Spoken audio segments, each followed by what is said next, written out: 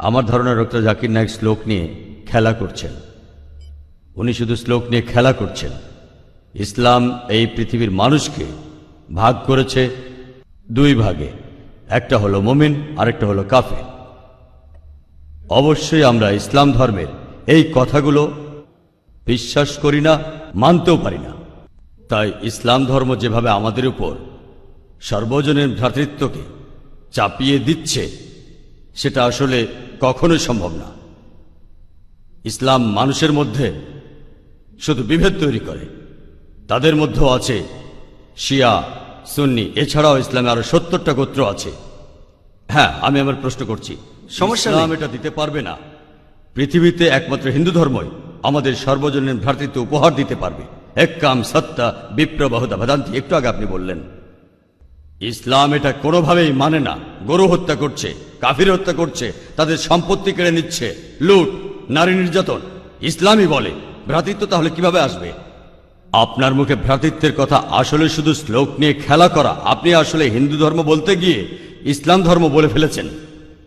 ভাই, আপনি বেশ কিছু মন্তব্য করেছেন। আর ইসলাম বলে ইন্নাল্লাহ মাস-সাবিরিন, নিশ্চয়ই আল্লাহ তাদের সঙ্গে আছেন যারা ধৈর্যশীল।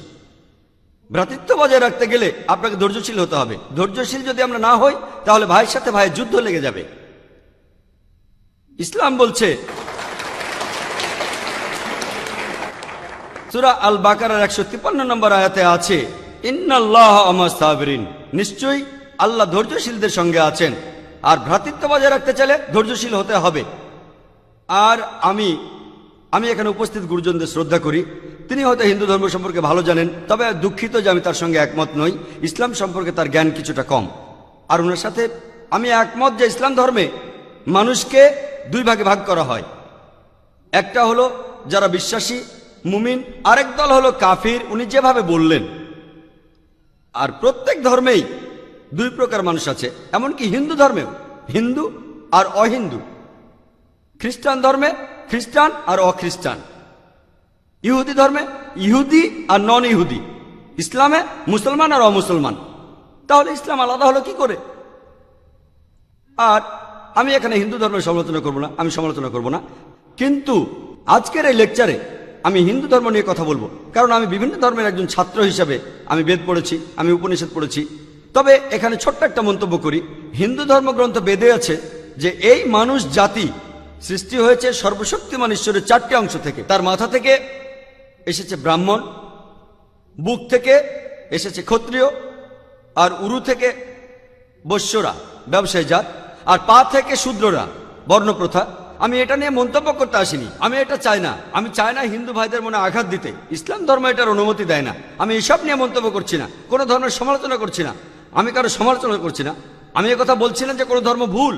তবে আপনি যদি ভালোভাবে বেদ পড়ে থাকেন, আপনি এখানে সবাইকে বলতে পারেন বেদে কথা বলে কিনা যে স্রষ্টার মাথা থেকে ব্রাহ্মণ এসেছে, তার বুক থেকে ক্ষত্রিয়রা এসেছে, উরু থেকে এসেছে বৈশ্যরা ব্যবসায়ী জাত, বিদ্বান গোত্র, যোদ্ধা গোত্র, ব্যবসায়ী গোত্র, শূদ্র।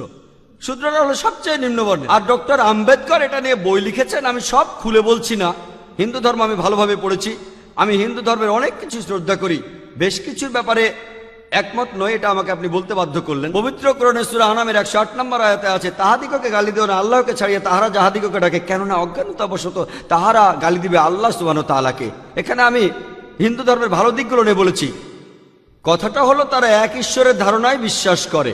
আপনার প্রশ্নের ব্যাপারে বলি যে আপনি বলেছেন মুসলিমরা তারা মানুষ খুন করে, এছাড়াও তারা হত্যা করে। আপনি বললেন গরু, ঠিক আপনি কথা বলেছেন। এই সবগুলো অভিযোগের উত্তর দেওয়া দরকার, সময় এখানে কম, কয়েকটার উত্তর দিচ্ছি। অন্য কেউ প্রশ্ন করেন, আপনাদের সবার ভুল ধারণাগুলো আমি ভেঙে দেব, আমারও ভালো লাগবে। আর ভুল ধারণাগুলো ভাঙিয়ে দিলেই তারা ইসলামকে ভালোভাবে বুঝতে পারবে। এজন্য আমার লেকচারে সবসময় একটা প্রশ্নোত্তর পর্ব থাকে। আর আমরাও বলি যখন কেউ সমালোচনা করে আমারও ভালো লাগে। যত বেশি সমালোচনা হবে তত বেশি বোঝাতে পারবো, তত ভালো করে ইসলামকে বুঝতে পারবেন। আমিও সেটাই করি। ইসলামও বলে সত্যকে ছড়িয়ে দিতে। হিকমার সাথে পবিত্র কোরআনে সূরা নেহালের 125 নম্বর আয়াতে আছে উদু ইলা সাবিলি রাব্বিকা বিল হিকমা ওয়াল মাউযিতিল হাসনা ওয়াজাদিলুম বিল্লাতি আহসান। মানুষকে প্রতিপালকের পথে আহ্বান করো হিকমত আর সদুপদেশ দ্বারা। আর উহাদের সহিত তর্ক করিবে সবচেয়ে উত্তম পন্থায়। যখন বলা হয় আমরা আমিষ খেতে পারবো কিনা, গরু ছাগল কোরবানি দেয় ইত্যাদি, আর অনেক অমুসলিমই বলবে মুসলমান আপনারা সবাই নিষ্ঠুর মানুষ, প্রাণী হত্যা করেন। ভাই আপনাদের আমি বলি, একজন মুসলমান খুব ভালো মুসলমান হতে পারে, এমনকি যদি সে পুরোপুরি ভেজিটেরিয়ান হয়। এটা বলা হয়নি যে আপনাকে অবশ্যই ভেজিটেরিয়ান হতে হবে ভালো মুসলিম হতে গেলে, কিন্তু পবিত্র কোরআনে অনেকবারই বলা হয়েছে যখন তুমি মাংস খেতে পারো তখন মাংস খাবে না কেন। পবিত্র কোরআনে সূরা মাইদার 1 নম্বর আয়াতে উল্লেখ আছে, বলা হয়েছে যে ইয়া আইয়ুহাল্লাযিনা আমানু, হে মুমিনগণ, তোমাদের অঙ্গীকার পূর্ণ করিবে আর তোমাদের জন্য কিছু চতুষ্পদ প্রাণীকে হালাল করা হইয়াছে আর কিছু প্রাণী হারাম। পবিত্র কোরআনে সূরা নাহলের 5 নম্বর আয়াতে উল্লেখ আছে যে আল্লাহ চতুষ্পদ জন্তু সৃষ্টি করিয়াছেন যাহাতে তোমরা শীত নিবারণ করিতে পারো এবং উহাতে বহু উপকার রহিয়াছে এবং উহা হইতে তোমরা আহার করিয়া থাকো। পবিত্র কোরআনে সূরা মুমিনুনের 21 নম্বর আয়াতে উল্লেখ আছে তোমরা চতুষ্পদের মাংস আহার করতে পারো। আমরা জানি যে আমিষে, এখানে অনেক ডাক্তার আছেন, আমি একজন মেডিকেল ডাক্তার, এতে অনেক প্রোটিন আছে, প্রচুর আয়রন আছে, আর এগুলো খুবই সুস্বাদু। আর এইসব আমিষ জাতীয় খাবারে আপনি যে প্রোটিন পাবেন, এই পরিমাণ প্রোটিন আর কোথাও পাবেন না, আপনি পাবেন না। নিরামিষের মধ্যে সয়াবিনে আপনি সবচেয়ে বেশি প্রোটিন পাবেন, সেটাও আমিষের প্রোটিনের চেয়ে অনেক কম। আর এবার আমি গরু হত্যা নিয়ে কিছু কথা বলি। যদি হিন্দু ধর্মগ্রন্থগুলো পড়েন, আমি এখানে কোন ধর্মের সমালোচনা করছি না, ভাই একটা প্রশ্ন করেছেন তাই আমাকে সত্য কথাটা বলতে হবে। হিন্দু ধর্মে আমিষ খাওয়ার অনুমতি দেওয়া হয়েছে। হিন্দু ধর্মগ্রন্থে দেখবেন সাধুসন্তরা আমিষ জাতীয় খাদ্য খায়, এমনকি গরুর মাংস। পরবর্তীতে অন্যান্য বেশ কিছু ধর্মের প্রভাবে, যেমন ধরুন জৈন ধর্ম ইত্যাদি, মানুষের উপর অহিংসার দর্শনের প্রভাব এসে পড়ল, তারা প্রাণী হত্যা বাদ দিল, তারা এই দর্শনটাকে তাদের জীবনধারায় যোগ করলো। তবে ইসলাম ধর্ম প্রাণীদের অধিকারের কথা বলে থাকে। শুধু প্রাণীদের অধিকার নিয়ে আমি একটা লেকচার দিতে পারি। পবিত্র কোরআনে আছে পশুর উপর বেশি বোঝা চাপিও না, তাদের প্রতি সদয় হও, তাদের খাদ্য দাও, কিন্তু প্রয়োজনে তোমরা তাদের মাংসও খাইতে পারো। আর যদি আপনি অন্যান্য ধর্মগুলো ভালোভাবে দেখেন, অনেকে আমিষ খেতে বারণ করেছে। এই দর্শনের ভিত্তিটা হলো এই যে আপনি প্রাণী হত্যা করবেন না, কারণ তাদের জীবন আছে, সে কারণে আমিষ খাওয়াটা অন্যায়। আমি এর সাথে একমত। যদি কোনো মানুষের পৃথিবীতে মানুষ হত্যা না করে থাকে, সেখানে আমিই থাকবো সবার উপরে। সর্বজনীন ভ্রাতৃত্ব হিন্দু ধর্মে আছে যে সব প্রাণী আপনার ভাই। প্রত্যেক প্রাণী, হোক সে সাপ, পাখি অথবা পতঙ্গ। আমি আপনাদের একটা প্রশ্ন করছি যে কোন মানুষটা হাজার হাজার ভাইকে না মেরেও 5 মিনিটের জন্য বেঁচে থাকতে পারে? এখানে যারা মেডিকেল সায়েন্স পড়েছেন তারা ভালো বুঝতে পারবেন যে আপনারা যখন নিঃশ্বাস নেন তখন আপনার শরীরে প্রচুর ময়লা জীবাণু ঢুকে, সেগুলোকে মেরে ফেলেন। তার অর্থ এই ধর্মে বাঁচার জন্য আপনার ভাইদের আপনি মেরে ফেলছেন। ইসলামের সর্বজনীন ভ্রাতৃত্ব বলে মানুষ জাতির প্রত্যেকেই আপনার ভাই। বিশ্বাসের ভ্রাতৃত্বে প্রত্যেক মুসলমানই ভাই ভাই, প্রত্যেক প্রাণীই আমার ভাই নয়। তবে অন্য প্রাণীদের রক্ষা করতে হবে, তাদের ক্ষতি করবেন না, বিনা কারণে তাদের অত্যাচার করবেন না, তবে প্রয়োজন হলে সেগুলোর মাংস খেতে পারেন। ইসলামের সর্বজনীন ভ্রাতৃত্ব বলে মানুষ জাতির প্রত্যেকেই আপনার ভাই। বিশ্বাসের ভ্রাতৃত্বে প্রত্যেক মুসলমানই ভাই ভাই, প্রত্যেক প্রাণীই আমার ভাই নয়। তবে অন্য প্রাণীদের রক্ষা করতে হবে, তাদের ক্ষতি করবেন না, বিনা কারণে তাদের অত্যাচার করবেন না, তবে প্রয়োজন হলে সেগুলোর মাংস খেতে পারেন। তাই যে দর্শন বলে আমিষ খাবার খাওয়া অন্যায়, কারণ এখানে আপনি প্রাণী হত্যা করছেন, বিজ্ঞান প্রমাণ করেছে, এমনকি গাছপালারও জীবন আছে, আপনারা জানেন। তাই এ কথা এখানে খাটছে না যে প্রাণী হত্যা করা অন্যায়। তাই এখন তারা যুক্তিটা পাল্টে বলল যে আচ্ছা, গাছেরও জীবন আছে, তবে তারা ব্যথা অনুভব করে না, তাই গাছ হত্যার চেয়ে প্রাণী হত্যা অনেক বড় অপরাধ। আর আজকের দিনে বিজ্ঞান উন্নত হয়েছে, আমরা জানি গাছও ব্যথা অনুভব করে, এমনকি গাছও কাঁদতে পারে, গাছেরও ভালো লাগতে পারে। তাই গাছ ব্যথা অনুভব করে না, এটা টিকলো না। এখানে ব্যাপারটা হলো যে গাছের কান্না মানুষ শুনতে পায় না, কারণ মানুষ কানে যে শব্দ শোনে সেটা সীমা 20 সাইকেল পার সেকেন্ড থেকে 20,000 সাইকেল পার সেকেন্ড। এই সীমার মধ্যে কিছু হলে মানুষ সেটা শুনতে পায়, এই সীমার নিচে বা উপরে মানুষ কিছু শুনতে পায় না। যেমন ধরুন কেউ যদি ডগ হুইসেল বাজায়, ডগ হুইসেল চেনেন, যেটাকে বলে সাইলেন্ট ডগ হুইসেল। যখন কেউ এই হুইসেল বাজায়, এটা সীমা হচ্ছে 20,000 সাইকেল পার সেকেন্ডের উপরে, 40,000 সাইকেল পার সেকেন্ডের নিচে। কুকুর 40,000 সাইকেল পার সেকেন্ড পর্যন্ত শুনতে পায়। তাই কেউ যদি হুইসেল বাজায়, কুকুর হুইসেলটা শুনতে পারে কিন্তু মানুষ শুনতে পায় না। এটাকে বলা হয় সাইলেন্ট ডগ হুইসেল। একইভাবে গাছপালার যে কান্নাকাটি আমরা মানুষরা কিছুই শুনতে পাই না, তবে গাছও কাঁদে, তারাও ব্যথা অনুভব করে। আমাদের একজন ভাই বললেন, যিনি বিষয়টা নিয়ে বেশ তর্ক করছিলেন, আর আমাকে বললেন, ভাই জাকির, আপনার কথা আমি মেনে নিলাম যে গাছপালারও জীবন আছে, তারাও ব্যথা অনুভব করে, তবে আপনি কি জানেন যে গাছের দুটো ইন্দ্রিয় কম আছে, তাদের 3টা ইন্দ্রিয় আছে, পশু পাখির ইন্দ্রিয় আছে 5টি।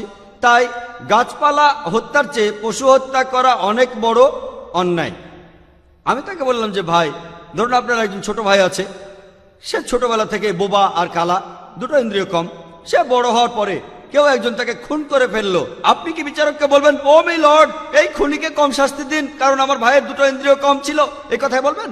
আপনি বলবেন, ও মি লর্ড, তাকে দ্বিগুণ শাস্তি দিন কারণ সে একজন নিষ্পাপ মানুষকে হত্যা করেছে। তাই ইসলামে এটা কোনো যুক্তি নয় যে 2 বা 3টা ইন্দ্রিয়। পবিত্র কোরআনে সূরা বাকারার 168 নম্বর আয়াতে আছে, যে বৈধ খাদ্যবস্তু আছে তাহা তোমরা আহার করো। তার অর্থ যেগুলো বৈধ আর হালাল খাবার সেগুলো খেতে পারো। আর এ কারণে আপনারা দেখতে পাবেন যে গবাদি পশু, আল্লাহ সুবহানাহু ওয়া তাআলার ইচ্ছায় গবাদি পশু বংশ বিস্তার করে বেশ তাড়াতাড়ি, মানুষ এবং অন্যান্য পশুর তুলনায় বেশ তাড়াতাড়ি দ্রুত বংশ বিস্তার করে। যদি আপনার কথা মেনে নেই যে মানুষ কোনো গবাদি পশু খাবে না, তাহলে পৃথিবীতে গবাদি পশুর পরিমাণ অনেক বেড়ে যাবে, অনেক বাড়বে। আর বললেন গরু হত্যা করা, এ নিয়ে বই লিখেছেন মৌলানা আব্দুল করিম পারেক।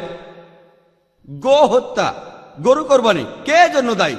যদি ভালোভাবে দেখেন, যারা চামড়া নিয়ে ব্যবসা করে, গরুর চামড়া, মুসলিম অমুসলিম উভয়ই আছে, চামড়া, গরুর চামড়া, তারা এটা করে। তাই এটা থেকে যারা উপকার পাচ্ছে এই গোহত্যা থেকে, তাদের মধ্যে মুসলিমদের চেয়ে অমুসলিমরাই বেশি। তাই যদি ইতিহাস ভালোভাবে জানেন আর যুক্তিও ভালোভাবে বোঝেন, আমরা জানি আল্লাহ বলেছেন যে বৈধ খাদ্যবস্তু আছে তাহা তোমরা আহার করো, যদি এটা খান এতে কোনো সমস্যা নেই। এছাড়াও যদি ভালোভাবে দেখেন, তৃণভোজী প্রাণীর দাঁতগুলো যদি দেখেন, গরু, ছাগল, ভেড়া, তারা শুধু শাকসবজি খায়, তাদের দাঁতগুলো সব সমান। যদি আপনারা মাংসাশী প্রাণীর দাঁতগুলো ভালোভাবে খেয়াল করেন, সিংহ, বাঘ, চিতাবাঘ, তাদের দাঁতগুলো খুব সুচালো, তারা শুধু মাছ মাংস খায়।